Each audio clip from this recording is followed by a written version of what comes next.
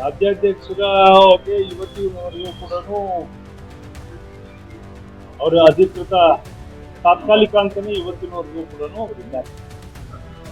ಅವರಿಗೆ ಇವತ್ತಿನವರೆಗೂ ನೀವು ಒಂದು ಆಂತರಿಕವಾಗಿರ್ತಕ್ಕಂಥ ಪ್ರಜಾಪ್ರಭುತ್ವ ಅಂತ ಹೇಳಿಬಿಟ್ಟು ಅವ್ರ ಒಂದು ನಾಮಿನೇಷನ್ ಹಾಕಿ ಅವರಿಗೆ ಬೇರೆ ರಾಜ್ಯಗಳಲ್ಲಿ ಹ್ಯಾಕ್ ಮಾಡಿದ್ರೆ ಈ ಕರ್ನಾಟಕ ರಾಜ್ಯದಲ್ಲಿ ಆಗಿಲ್ಲ.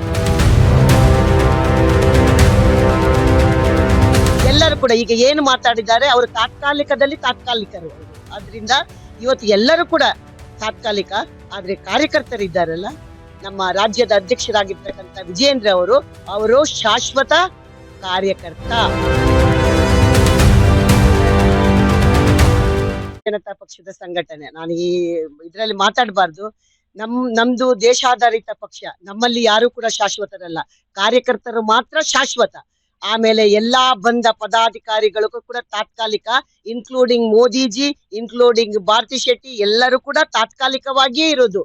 ಎಲ್ಲರೂ ಕೂಡ ಈಗ ಏನು ಮಾತಾಡಿದ್ದಾರೆ ಅವರು ತಾತ್ಕಾಲಿಕರು ಅವರು. ಆದ್ರಿಂದ ಇವತ್ತು ಎಲ್ಲರೂ ಕೂಡ ತಾತ್ಕಾಲಿಕ, ಆದ್ರೆ ಕಾರ್ಯಕರ್ತರಿದ್ದಾರಲ್ಲ, ನಮ್ಮ ರಾಜ್ಯದ ಅಧ್ಯಕ್ಷರಾಗಿರ್ತಕ್ಕಂಥ ವಿಜಯೇಂದ್ರ ಅವರು ಶಾಶ್ವತ ಕಾರ್ಯಕರ್ತ. ಇದ್ರಲ್ಲಿ ಅನುಮಾನ ಬೇಡ.